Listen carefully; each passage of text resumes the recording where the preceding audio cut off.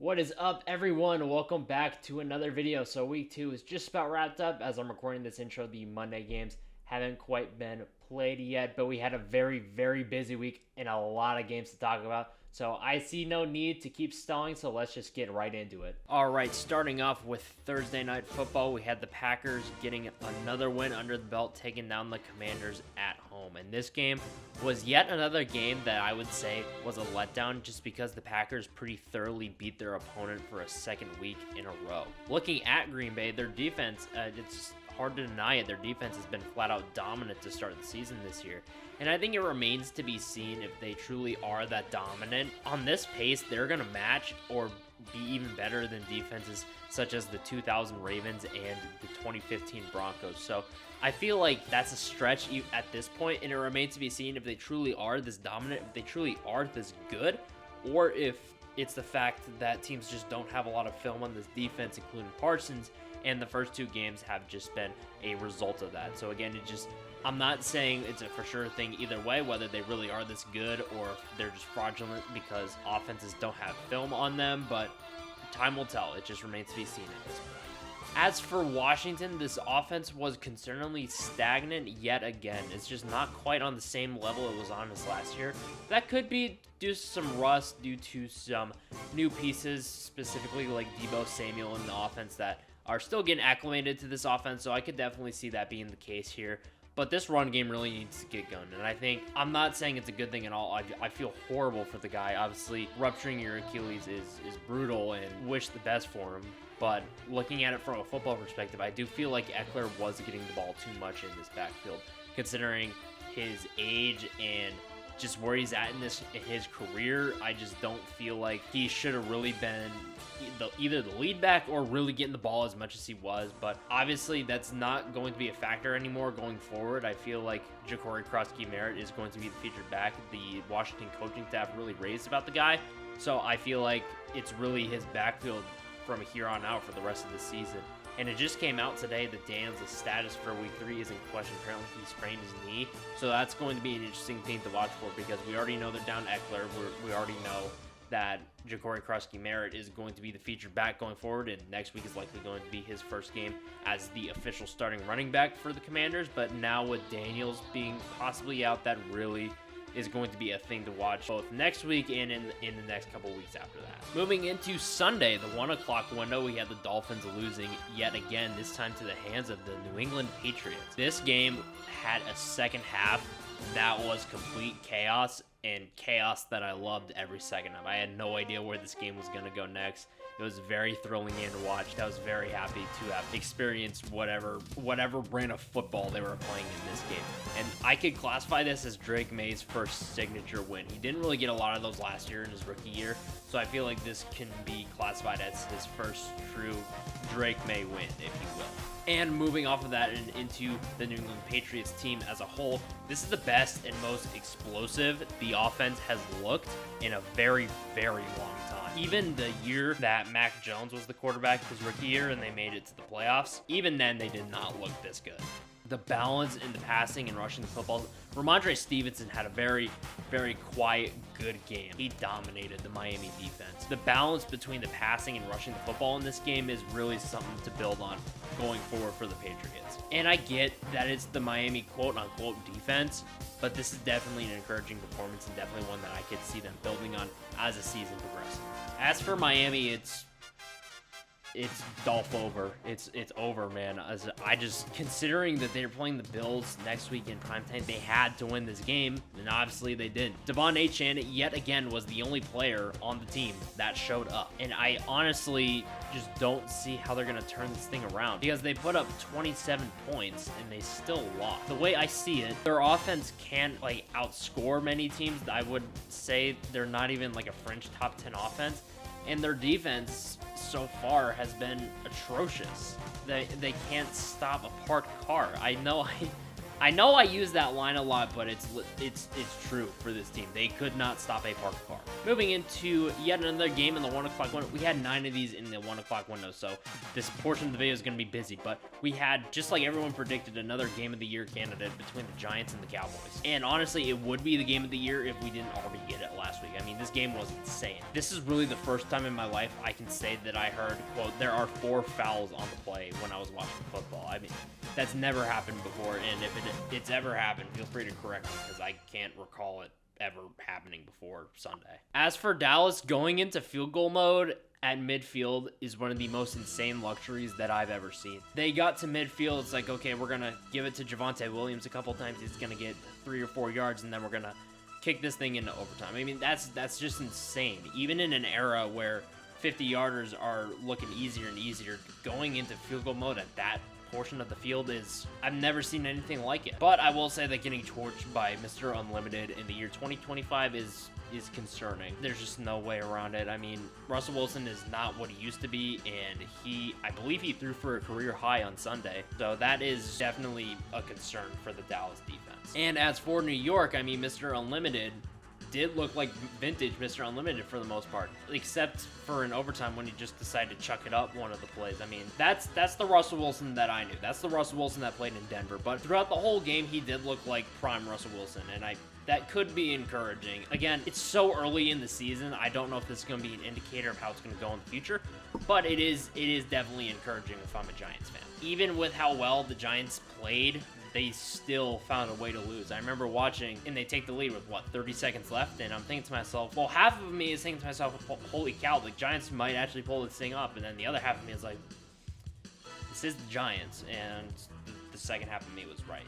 They still found a way to lose. So it's like new Giants, same old Giants kind of at the same time. So remains to be seen what the Giants are made of this year. In our next game, we're moving into the Cincinnati Bengals took down the Jaguars 31-27 in this game.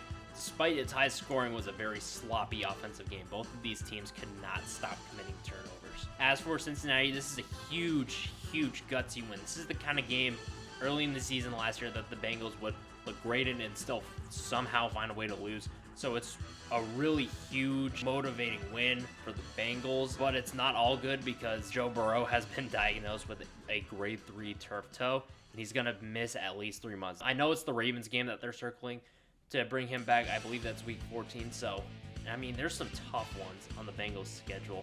I mean, I think they have the Steelers twice. They have the Broncos on the road. I believe one of the Ravens games is in that stretch too. They have the Packers in that stretch. The Bengals are in a tough spot. I mean, there's no way around it. I looked at the stretch and I had a hard time even being generous, giving them 3-4 wins. That puts them below 500 when Burrow comes back, which is obviously at that point in the season it's going to be December, and that's going to be tough to overcome at that point.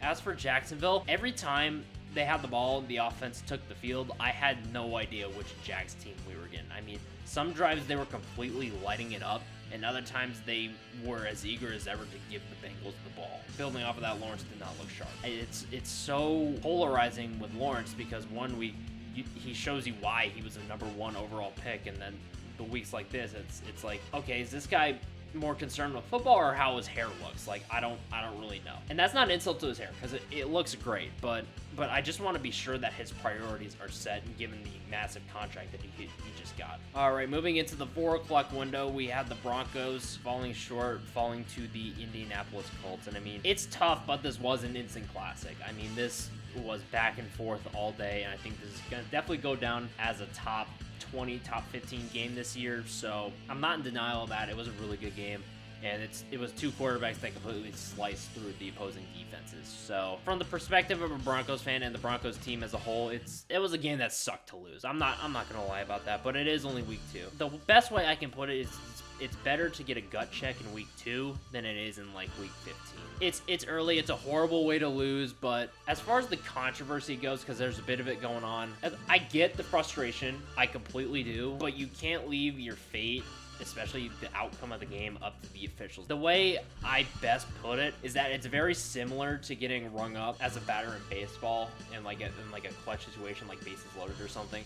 It sucks that, like, yeah, maybe the pitch was outside a little bit, but on a 2-strike count, you can't let the umpire decide your fate like that. So I feel like it's kind of the same scenario. It's like, yeah, it sucks that that's what they decided to call and when they decided to call it, but you can't be putting yourself in a position where the officials decide if you win or lose the game. Again, it is only week 2, and there's a lot of season left to correct some of the shortcomings in this game. As for Indianapolis, Daniel Jones showed that it wasn't just a week 1 thing for his performance. And I'm not ready to say whether this is a Baker Mayfield arc, like I mentioned last week, or just a insanity run, like kind of like Josh Dobbs a couple years ago. And I'm going to have to wait to see until defenses get more film on this Colts offense with Jones at the helm. But I'll give credit where credit is due. He played fantastic on Sunday yet again.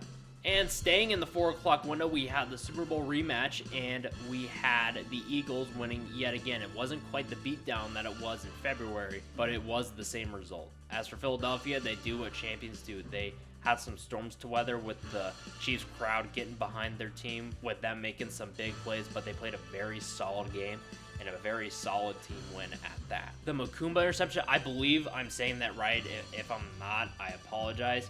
I'm not trying to slander, but the Makumba interception completely flipped the game on the Travis Kelce drop. I mean, we were thinking that it was going to be another all-time finish in one of these Chiefs games, and then the Eagles just completely flip the field. And after that, the Eagles just go right down the field, and the Chiefs don't really have a lot left at that point. They scored a touchdown after that, but again, they were down 2 scores at that point. And then as for Kansas City, it feels like since 2018, since Mahomes took over as a starter, when the Chiefs have absolutely needed a win in the regular season, like no tomorrow situations, it seems like they've always gotten it.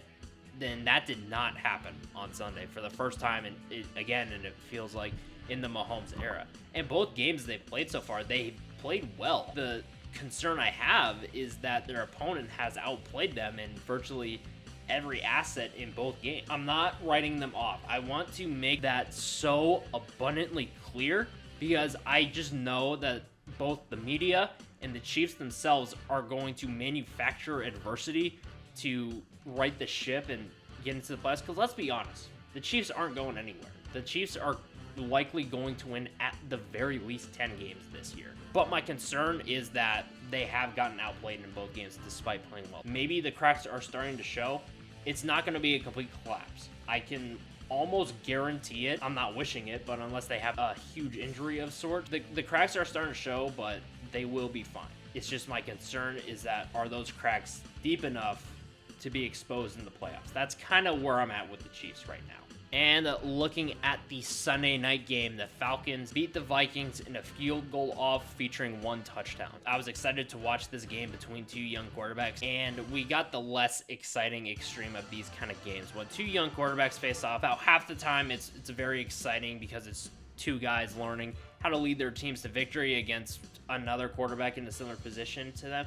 Think the Commanders-Falcons Sunday night game last year and how neck and neck and how exciting it was. That's the one extreme. We got the other extreme this Sunday night. It was just 2 young quarterbacks that showed exactly that. They're young quarterbacks. They're still learning how to be a successful quarterback in this league and just did not lead to a lot of offense on Sunday night. As for Atlanta, this was a very encouraging performance by the defense, though. I want to give the defense their love. Like, I get that McCarthy wasn't sharp. He looked like a rookie on Sunday night, but as a unit, they played well. The secondary locked up Jefferson and got decent pressure on McCarthy. As a unit, they played very, very well. And Penix looked rough, but it is a tough Minnesota defense, and this is really the first time in his career in a start where he has looked rough. So I'm willing to give it a pass as long as he doesn't let it become a habit, as long as he doesn't let it snowball. I really don't see any cause for concern for Michael Penix's less than stellar game on Sunday night. As for Minnesota, McCarthy looked rough. He really did look like a rookie. And so far, if you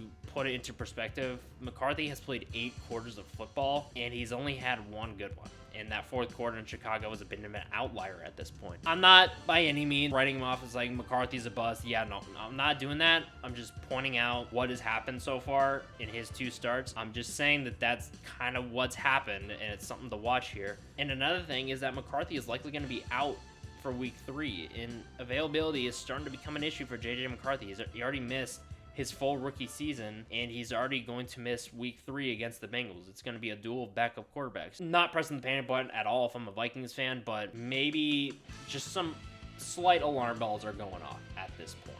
All right, moving into the Monday night games. First up, we had the Tampa Bay Buccaneers traveling to Houston and taking down the Houston Texans. And what happened in this game was what I alluded to in my video last week about how I was very excited to watch the Bucs offense go up against the Texans defense, and I got what I wanted. I mean, that was a dog fight all night. And moving into Tampa Bay, the offense did vanish at times, but it's understandable due to, again, Houston's very, very good defense. So I'm willing to excuse it this week, but the defense definitely stepped up when it was needed. There was times where they were put in a difficult spot, and they did a very good job of, at the very least, keeping the damage to a minimum when they were put in those said tough spots in. Now, the takeaway I had from this game is Baker Mayfield is a bad man. It's been incredible to watch the development of his career and just this fiery and exciting style he takes as an approach to being a leader. It's so fun to watch, and I'm ready to say it at this point. He is a top 10 quarterback in this league at this point. And moving into Houston, this offense continues to be a concern to me, mainly due to, again, the quote-unquote offensive line. It was just as bad. This game in particular, they left so many points on the table. What I'm specifically referring to is 0 yards gained after that pump block they had, in, I believe is in the fourth quarter, and also in the second half. Might have also been the fourth quarter, could be wrong, but they were also stopped on a 4th and goal, which, again, at the very least, that's 10, 11 points you're leaving on the table there. So Houston's really got to get it going. They're behind the 8 ball early. They're 0-2. The Colts in their own division are 2-0. Texans really got to get it going. They don't really have a lot of room for error at this point. And our second game of the Monday night doubleheader, the Chargers took it down the Raiders. And I did go to bed at halftime for this game. And when I woke up and checked the score, I said to myself, man, I did not miss much. I missed a field goal for both sides. I really did not miss much by going to bed at halftime. But for the Chargers, this was another strong performance by the defense. It's nothing flashy, but they are getting the job done and getting the Chargers in a very winnable position time and time again. So my concern with the inconsistency really has not been much of a factor so far for the Chargers. But as for the offense, the rushing attack is still not quite there, and I feel like that could be due to Hampton just not really getting consistent touches. I believe he only got 8 on Monday night. I'm not really concerned about it because in my mind, there's just no way that a Jim Harbaugh coach team is going to continue to give their lead back 8 touches per carry. It just doesn't add up in my brain, so I'm really not concerned if I'm a Chargers fan at this point. As for Las Vegas, they really got all the good with Geno last week, a very efficient performance leading his team to the win, and they got all the bad this week. The turnovers were a problem, cost his team the game. Again, left points out on the table. It's really been the two extremes in the first 2 weeks of the Geno Smith experience. So really don't know what to say going forward for the Geno Smith Raiders era. So it's another thing that time will just tell. Time will tell us how that's going to go for Geno in Las Vegas. And looking ahead to week 3 on Thursday Night Football, we have the 0-2 Miami Dolphins traveling to Buffalo to take on the 2-0 Bills. And this is absolute last call for the Dolphins. And if they lose this game, which if we're being honest here, it's the Bills, they probably will.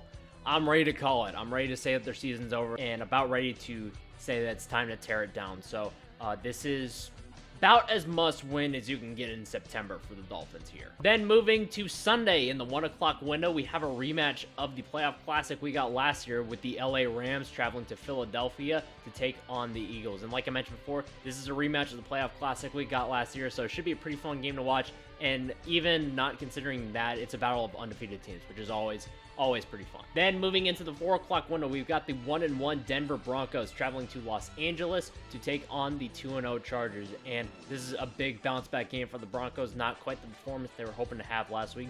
So really hoping to get a get-right game here. Also their first divisional game of the year. And for the Chargers, it is the 3rd of 3 straight divisional games to open up the season for them. Then staying in the 4 o'clock window, we've got the 2-0 Arizona Cardinals traveling to San Francisco to take on the 2-0 49ers. And it may not be the fully healthy 49ers, may not be the dominant 49ers that we're used to seeing, but if Arizona can get a win here, really get a statement win here, they can really assert themselves early in the season. Again, even if it is the Mac Jones-led, not fully healthy 49ers, they can really assert themselves here in the early going. Then on Sunday night, we've got the 0-2 Kansas City Chiefs traveling to New York to take on the 0-2 Giants. And I kid you not, the only note I have for this game is why is it a Sunday night game? Seriously, when the schedule was announced and I saw the Sunday night game for this week, I even said to myself then, why is this a Sunday night game? I'm still asking myself that, not for the same reasons as back then, but still, why is this a Sunday night game? But besides all of that, I mean, really, if the Chiefs lose this game, like seriously, there's no way they're gonna lose this game. But if they do, that's when I hit the panic button. I've been pretty apologetic for the Chiefs leading up to this week with all the media outlets panicking, trying to search for headlines. I'm really saying that no, the Chiefs' reign isn't over. If they lose this game, I'm starting to go into that territory. I really think that if they somehow lose to Mr. Unlimited, then I feel like it's time to start worrying in Kansas City. Then on Monday night, we've got the 1-1 Detroit Lions traveling to Baltimore to take on the 1-1 Ravens. And obviously the last time these two teams met, the Ravens absolutely dominated it.